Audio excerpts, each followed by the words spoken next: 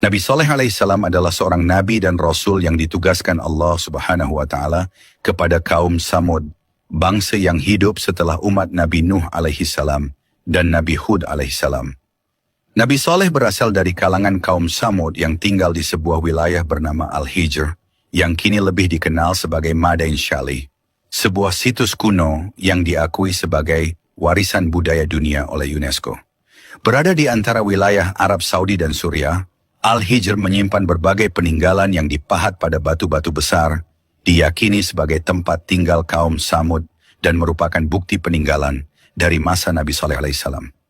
Nabi Saleh alaihissalam lahir dari keluarga yang dihormati di kaumnya. Ayahnya bernama Ubaid dan keluarga mereka dikenal sebagai keluarga terpandang dengan keturunan yang baik. Dikatakan bahwa Nabi Saleh alaihissalam adalah keturunan dari Nabi Nuh alaihissalam, yang juga dikenal sebagai bapak manusia setelah banjir besar di masa beliau. Dengan asal-usul yang mulia, Nabi Saleh tumbuh menjadi pemuda yang dihormati oleh kaumnya, disegani bukan hanya karena keturunan, tetapi juga karena kepribadian dan sifatnya yang mulia.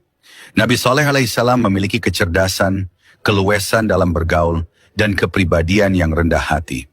Sikapnya yang tangkas dan penuh pengabdian membuatnya mendapatkan tempat khusus di hati masyarakat Samud. Ketika mencapai usia yang cukup, Allah Subhanahu wa taala memberikan wahyu dan mengangkat Nabi Saleh alaihissalam sebagai rasul. Diperkirakan masa kenabiannya dimulai sekitar tahun 2100 sebelum Masehi, meskipun terdapat perbedaan pendapat di kalangan sejarawan mengenai waktu yang pasti. Namun pada masa tersebut, kaum Samud berada dalam keadaan yang sudah jauh dari tuntunan Allah Subhanahu wa taala. Mereka menyembah berhala dan menjalankan kehidupan yang penuh kemaksiatan serta kezaliman. Kaum Samud dikenal sebagai kaum yang memiliki kemampuan luar biasa dalam memahat batu dan membangun rumah di pegunungan, suatu keahlian yang jarang dimiliki kaum lain di masa itu. Mereka hidup dalam kemakmuran dan kemewahan, serta merasa bangga dengan kekuatan dan kecerdasan mereka dalam membangun struktur bangunan yang megah. Kaum Samud memanfaatkan gunung-gunung besar untuk membuat rumah mereka dengan kokoh dan mewah. Akan tetapi, di balik kemewahan dan kemegahan tersebut, kaum Samud hidup dalam kebodohan spiritual. Mereka menyembah berhala yang terbuat dari batu dan patung yang mereka pahat sendiri dengan keyakinan bahwa benda mati tersebut mampu memberikan keberuntungan dan perlindungan. Bismillah, mari kita mulai kisahnya. Samudian adalah nama suatu suku yang oleh sementara ahli sejarah dimasukkan bagian dari bangsa Arab, dan ada pula yang menggolongkan mereka ke dalam bangsa Yahudi. Mereka bertempat tinggal di suatu dataran bernama Al-Hijr, terletak antara Hijaz dan Syam, yang dahulunya termasuk jajahan dan dikuasai suku Ad, yang telah habis binasa disapu angin topan yang dikirim oleh Allah Subhanahu wa taala sebagai pembalasan atas pembangkangan dan pengingkaran mereka terhadap dakwah dan risalah Nabi Hud alaihissalam. Kemakmuran dan kemewahan hidup serta kekayaan alam yang dahulu dimiliki dan dinikmati oleh kaum Ad telah diwarisi oleh kaum Samud. Tanah-tanah yang subur yang memberikan hasil berlimpah ruah. Binatang-binatang perahan dan lemak yang berkembang biak. Kebun-kebun bunga yang indah. Bangunan rumah-rumah yang didirikan di atas tanah yang datar dan dipahatnya dari gunung. Semuanya itu menjadikan mereka hidup tentram, sejahtera dan bahagia, merasa aman dari segala gangguan alamiah, dan bahwa kemewahan hidup mereka akan kekal bagi mereka dan anak keturunan mereka. Kaum Samud tidak mengenal Tuhan. Tuhan mereka adalah berhala-berhala yang mereka sembah dan puja.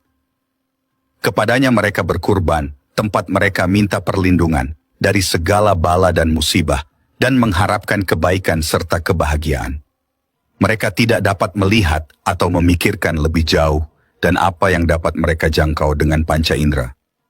Allah Subhanahu wa taala yang Maha Pengasih dan Maha Penyayang tidak akan membiarkan hamba-hambanya berada dalam kegelapan terus-menerus tanpa diutusnya nabi di sisinya untuk memberi penerangan dan memimpin mereka keluar dari jalan yang sesat ke jalan yang benar.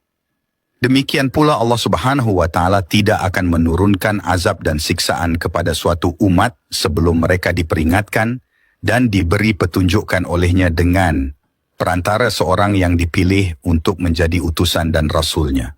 Sunnatullah ini berlaku pula kepada kaum Tsamud, yang kepada mereka telah diutuskan Nabi Saleh alaihi salam, seorang yang telah dipilihnya dari suku mereka sendiri, dari keluarga yang terpandang dan dihormati oleh kaumnya, terkenal tangkas, cerdik, pandai, rendah hati, dan ramah tamah dalam pergaulan.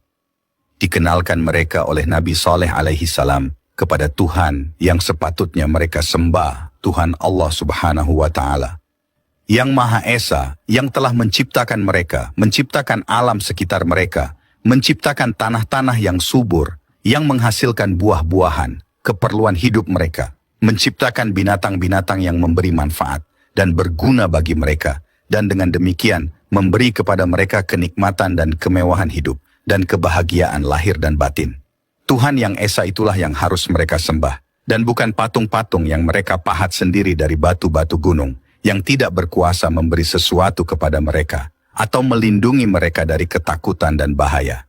Nabi Saleh alaihi salam memperingatkan mereka bahwa ia adalah seorang daripada mereka, terjalin antara dirinya dan mereka ikatan keluarga dan darah. Mereka adalah kaumnya dan sanak keluarganya, dan dia adalah seketurunan dan sesuku dengan kaumnya.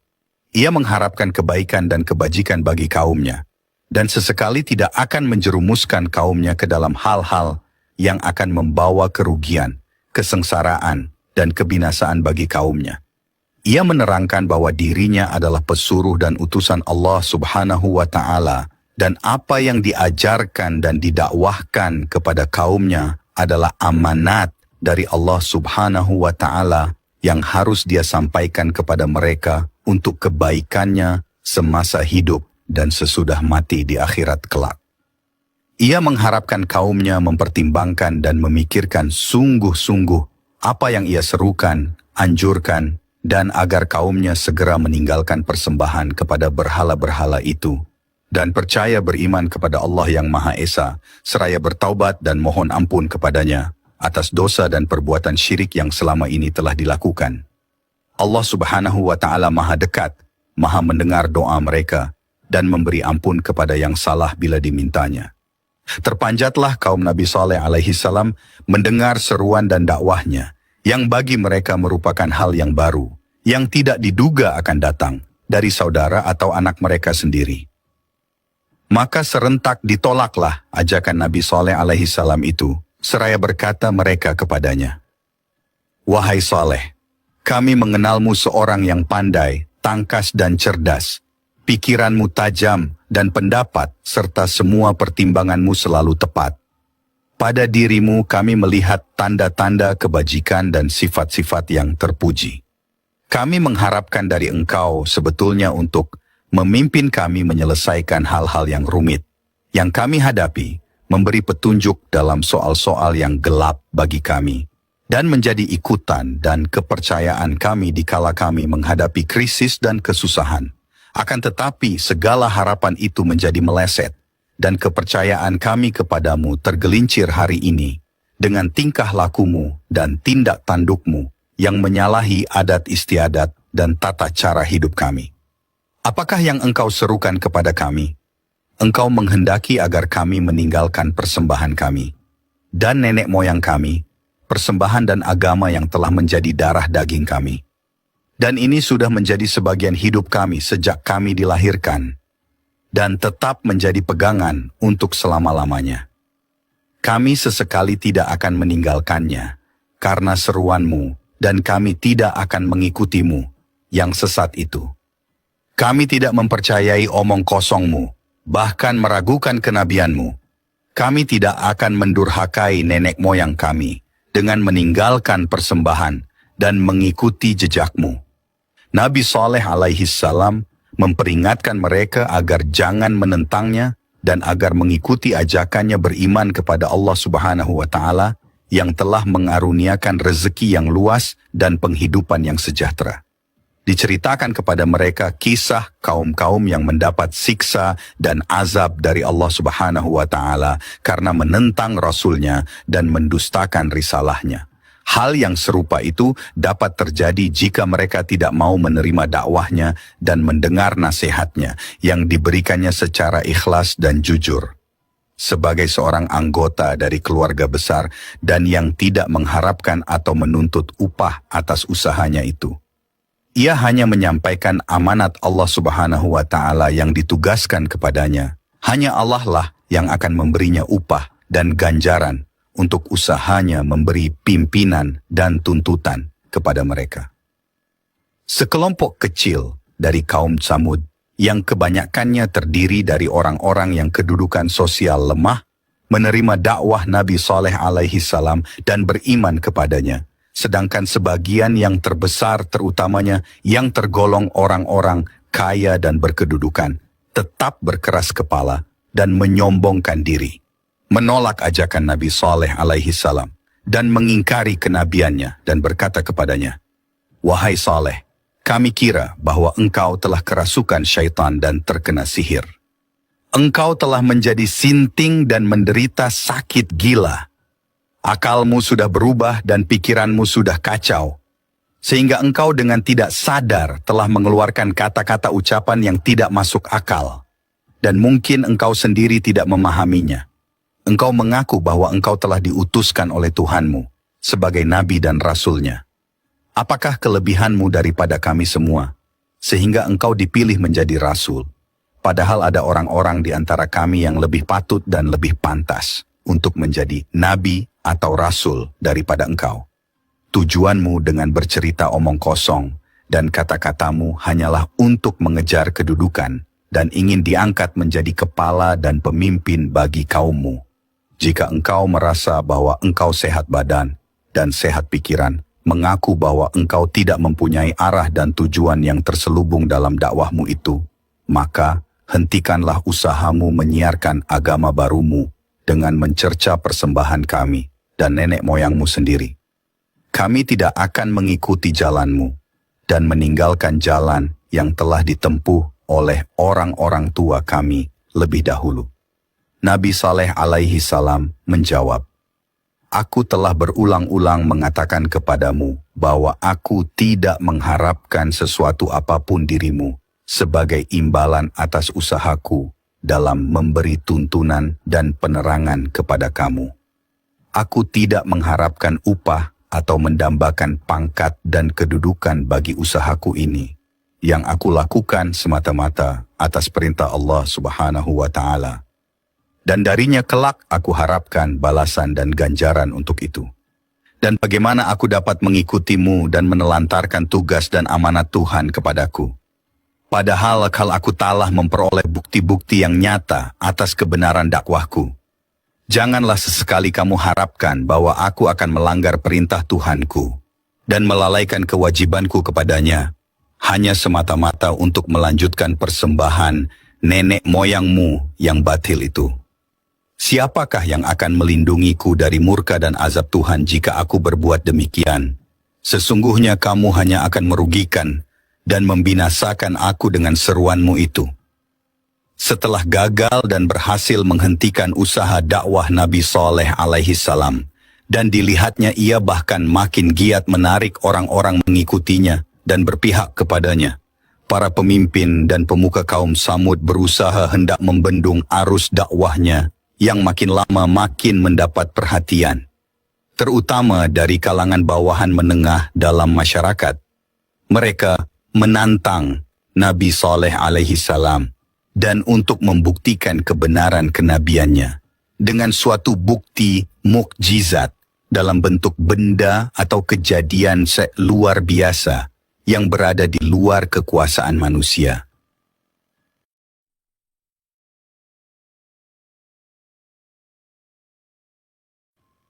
Nabi Saleh alaihi salam sadar bahwa tentangan kaumnya yang menuntut bukti darinya berupa mukjizat itu adalah bertujuan hendak menghilangkan pengaruhnya dan mengikis habis kewibawaannya di mata kaumnya, terutama para pengikutnya, bila ia gagal memenuhi tantangan dan tuntutan mereka.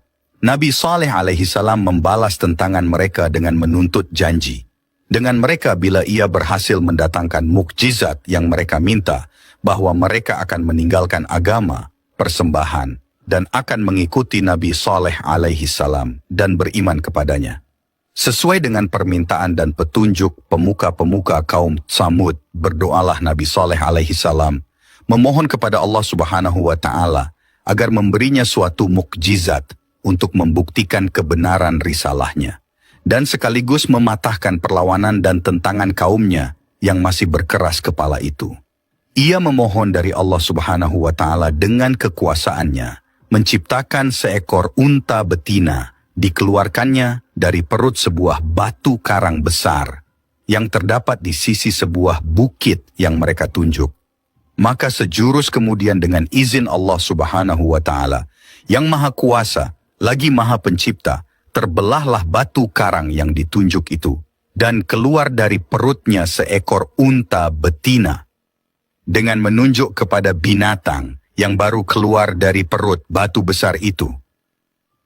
Berkatalah Nabi Saleh alaihi salam kepada mereka, "Inilah dia unta Allah Subhanahu wa Ta'ala, janganlah kamu ganggu, dan biarkanlah ia mencari makanannya sendiri di atas bumi Allah. Ia mempunyai giliran untuk mendapatkan air minum, dan kamu mempunyai giliran untuk mendapatkan minum bagimu, dan bagi ternakanmu juga, dan ketahuilah bahwa Allah Subhanahu wa Ta'ala akan menurunkan azabnya bila kamu sampai mengganggu binatang ini."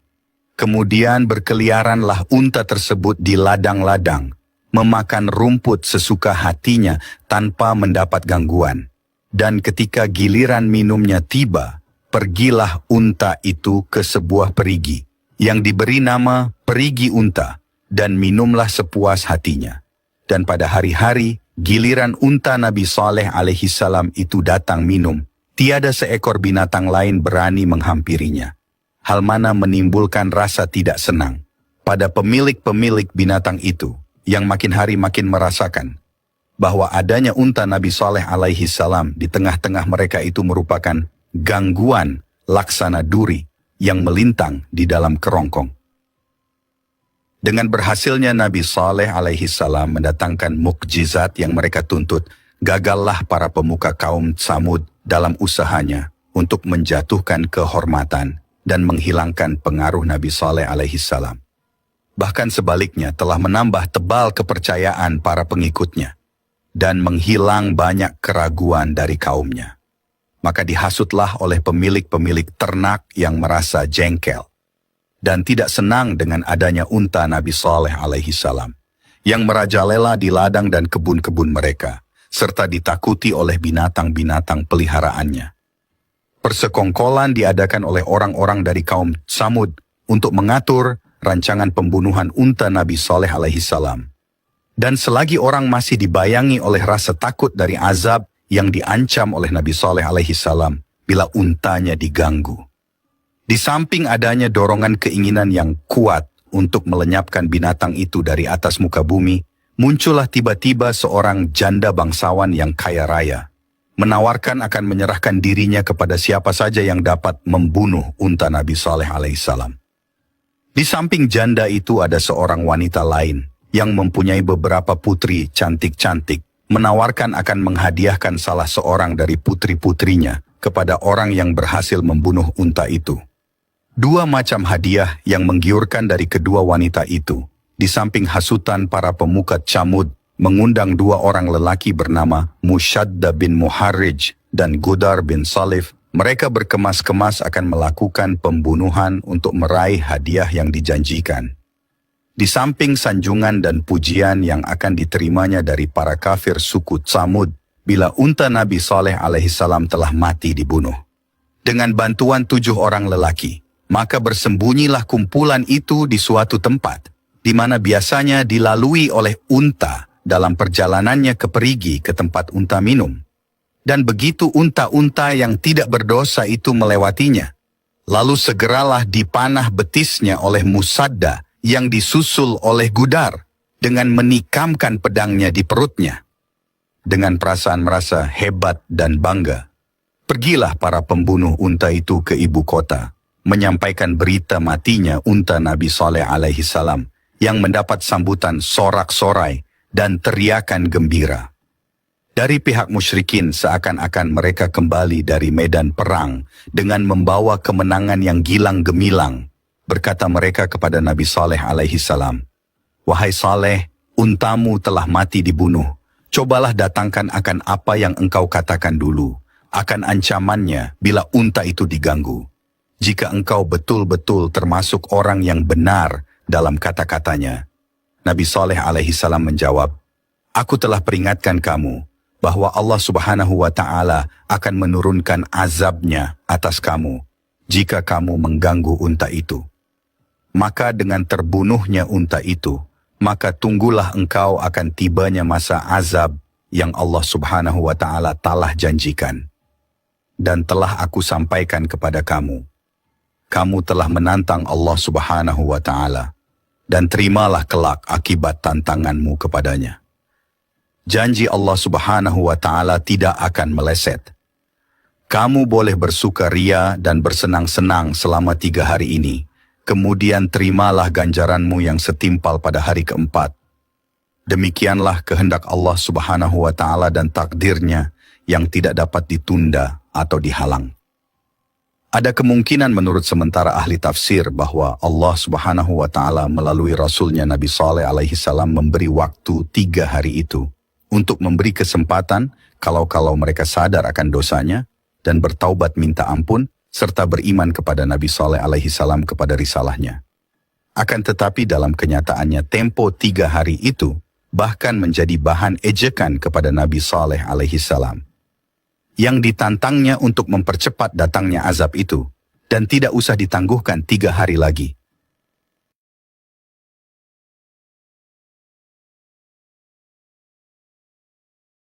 Nabi Saleh alaihi salam memberitahu kaumnya bahwa azab Allah Subhanahu wa Ta'ala yang akan menimpa di atas mereka akan didahului dengan tanda-tanda, yaitu pada hari pertama bila mereka terbangun dari tidurnya akan menemui wajah mereka menjadi kuning dan berubah menjadi merah pada hari kedua dan menjadi hitam pada hari ketiga.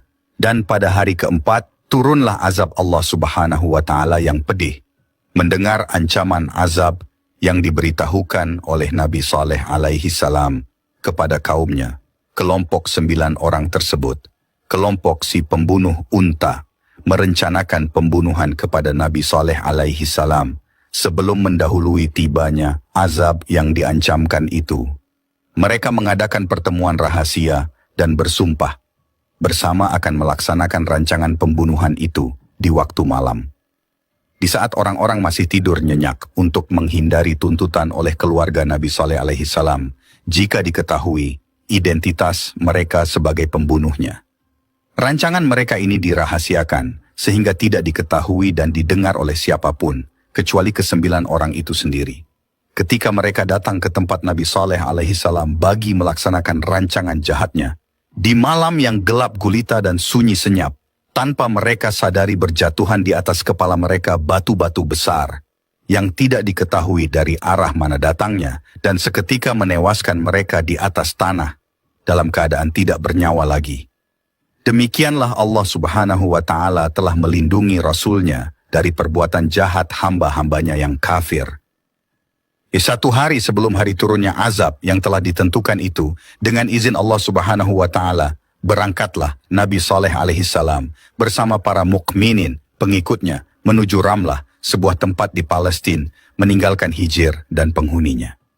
Kisah Nabi Saleh alaihi salam dan azab dari Allah Subhanahu wa Ta'ala untuk kaum Samud juga tertulis dalam Al-Quran, bahwa Nabi Saleh alaihi salam memberi 3 hari untuk datangnya azab. Banyak ahli tafsir yang mengatakan bahwa 3 hari tersebut adalah kesempatan terakhir bagi kaum Samud untuk bertaubat atas perbuatan buruk mereka dan beriman kepada Allah Subhanahu wa Ta'ala dan Nabi-Nya. Namun, mereka justru mencemuh Nabi Saleh alaihi salam untuk tidak menunda azab yang telah dijanjikan. Mereka pun bersukaria dan mengadakan pesta.